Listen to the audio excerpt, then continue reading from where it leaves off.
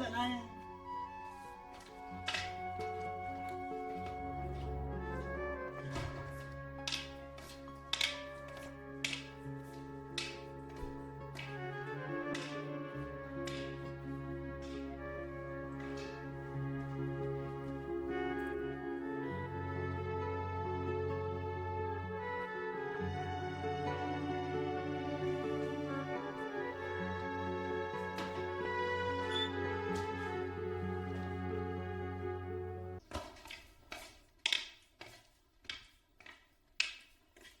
عليه ثورة.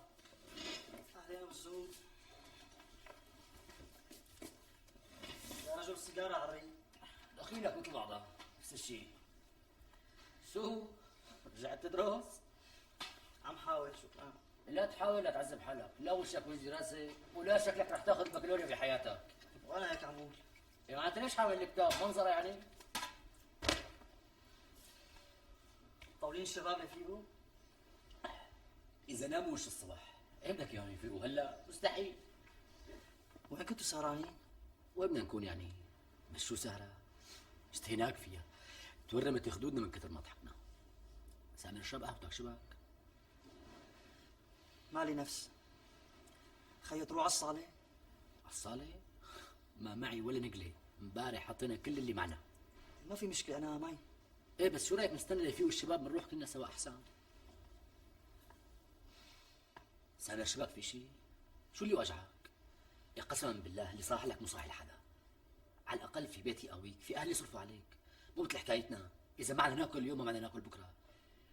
يا ريتني مثل حكايتكم. اوف. طالع تفتلي شوي. هلا فياتني مشان اطلع اتفتر تركني لحالي؟ أخي راجع ما تطول.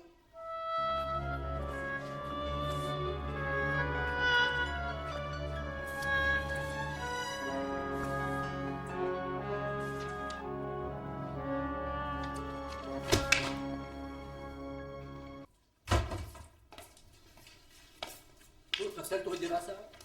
مو كثير. يعني مو كثير تفترت ولا مو كثير هدي راسك؟ أخي مو كثير اثنين، يا لطيف شو بتنق؟ عادي يا صباح الخير شباب. اهلا. تعال كلك كمية تعال. يلا صحة وهنا. شكلك متضايق، شو صاير معك؟ ظهر إنه أبوه وأمه رجعوا يتخانقوا مع بعض. هلا هي القصة؟ لا لا يا شباب في شيء أخطر من هيك بكثير. شبك ما تحكي. بابا وماما رح يتطلقوا. وليه؟ انقطعت الإعانة يا شباب. ليش نحن بحاجته ولا؟ عم امزح. مسحة غليظ مثل وجهك. خلص. يعني محكمين رأيهم على الطلاق؟ يمكن خلال هالأسبوع. إذا اتطلقوا حاكي بعبك. أصلاً أنا ما شفت الدنيا منيح إلا بعد ما اتطلق أبي وأمي. كيف بقى؟ مثل ما أنك شايف، ليكني حر، لا وراي ولا قدامي. لا حدا بيقول لي تعال ولا حدا بيقول لي روح، عايش على كيفي. ليش هي الحياة اللي أنتوا عايشينها؟ بس ابو عجبتك عيشتنا. ليه عم تجي لعنا؟ لكن فكر انه نحن مبسوطين برفقتك. نحن مرافقينك شفا. ما عجبك حكي؟ لا ما عجبني. ادهم فكر حاله رجال. لف ادهم. طالما راح خلينا نكمل حديثنا، يلا.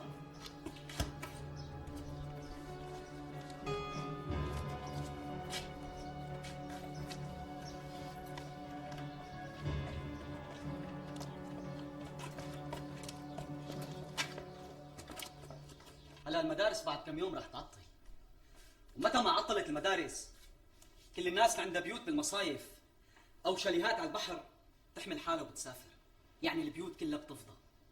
الشارع اللي عايشين فيه اهلي بعرف عيلتين ثلاثه مريشين كثير، هي بتخلص امتحانات اولادهم من هون وبيشمعوا الخيط وبيطلعوا. شارع بيت اهلي هادي كثير، ما بتلاقي فيه لا كولبا ولا حارس. بين الساعه 2 و3 بالليل كل الناس بتكون نايمه مثل الدجاج، ما بتلاقي الدومري. وانا مثل ما بعرف افتح باب سياره تفتح باب بيت وشباك كمان. مشان هيك بندخل على الهسه بناخذ وبنطلع. مرحبا جارتنا. أهلين.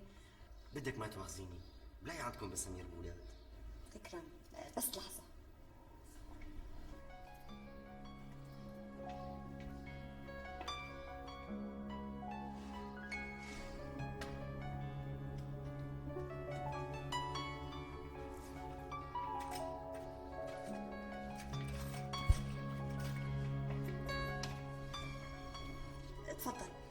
خذ حاجتك ورجع الباقي.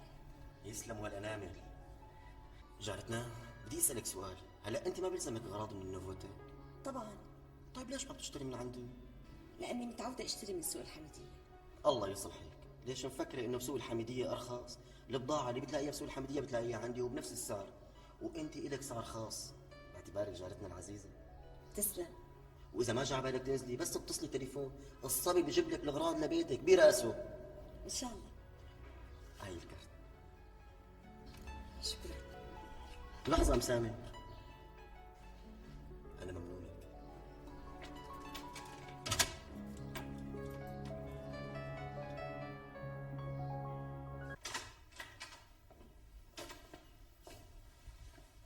الحمد لله على السلامه.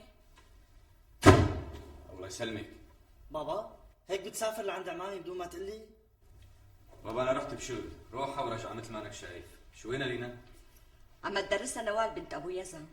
وصلي فيها خليها تنزل عاوزها. شو استاذ؟ لهلا عند عمك؟ ايه بابا لهلا ما خلاني روح، علقني. يعني تحسنت العلاقه بينك وبينه؟ ايه ماما لكان تحسنت كثير. ممتاز، احكي لنا شو. يا سيدي اخوك رأفت فعلا نهفي. بسام قلت لك 100 مرة احترمه، اوكي. وانا بكل احترام بقول لك انه عمي رأفت ما بيطيق الارض اللي بنمشي عليها كلياتنا. روح قلبه يسمعني كلام يسم البدن، روح قلبه يحسسني انه ما مرغوب فيا عنده بالبيت. إذا وصلك هذا الإحساس ليش لا تضل عنده؟ ليش لا تروح لعنده أصلاً؟ معلش انت اذا بتريدي، هذا حديث برات اختصاصك. معناته لا تبقى تحكي قدامي. بس ما اذا بتريدي انا مالي فايق لك هلا. كنت عم لعبه دق شطرنج لما اجى صاحبه. ومين هذا صاحبه؟ واحد كبير شكله درويش اندبوري، هو اجى من هون واللي الله معك من هون. قلعك؟ ايه قلعني، غريبة كثير على عمي، بس مثل عادته تقليعة أدبية.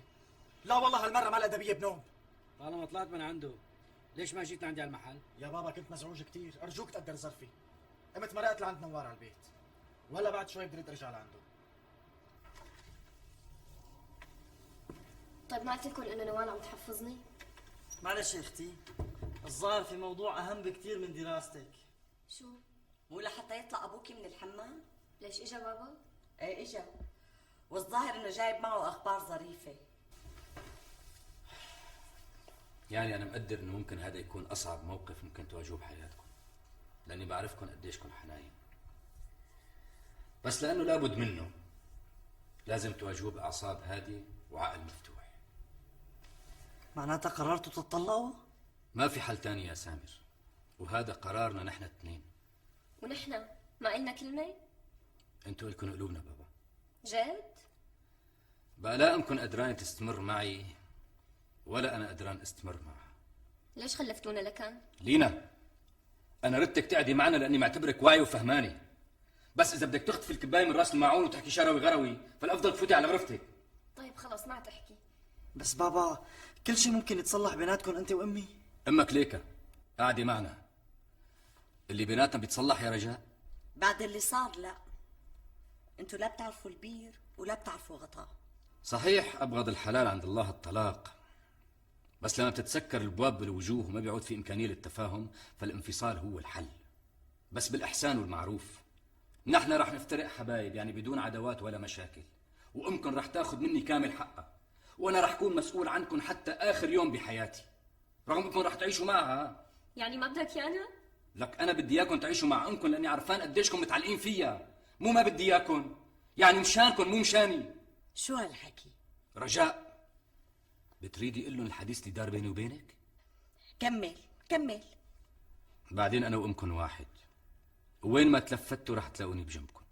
يعني بعد ما تطلق ماما ما حتتزوج؟ هذا علمه عند ربك، بس ابدا رغبتي بالطلاق ما لها علاقه بالزواج مره ثانيه. اساسا انا مليت من فكره الزواج كلها. المهم صدقوني انه طلاقنا وانفصالنا هو لصالحكم انتوا اثنين، مو لصالحي ولا لصالح امكم. كيف؟ يعني بترتاحوا من المشاكل والخناق وبتلتفتوا لحياتكم. انت مثلا بتكفي دراستك بالشق طريقك، يعني بدون ما حدا يزعجك او يخانقك، ونفس الشيء اختك لينا. وانت وامي كل واحد منكم بيروح بجهه. لك يا بابا مياتنا خلصوا، شو نعمل يعني؟ بعدين امكم رح تضل معكم، وانا بيتي مفتوح لكم امتى ما حبيتوا. بيتك؟ ايه، لانه هذا البيت رح سجله باسمك واسم اختك، بس رح خلي حق الانتفاع الي، يعني مشان ما حدا يتصرف فيه او يبيعه الا عن طريقي. وليش ما اكون انا وصيه عليهم طالما رح يعيشوا معي. وصية عليهم برعايتهم وتربايتهم، مو بملكية البيت. خايف بيعوا؟ لا ماني خايف تبيعين، بس الشرع بيقول انه الاب اولى بالوصاية، خاصة اذا فكرتي تتزوجي بالمستقبل. انا اتجوز؟ شو مفكرني مثلك؟ لا مانك مثلي، بس ما بتعرفي شو بيصير بالدنيا.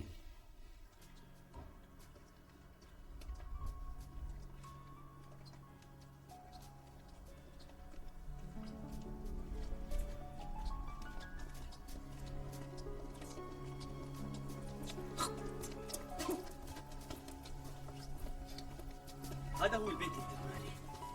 صاحبه ملياردير مو مليونير. إيه بس هذا البيت عادي، يعني الواحد معه مصاري كل القد لازم يسكن بقصر مو بهيك بيت. اخي هيك ناس ما تحط مصرياتها بقصر، بيشتغلوا المصاري لحتى تجيب مصاري. مو مثل الفقير متى ما صار معه 200,000 بده يجيب سيارة. لكن يلا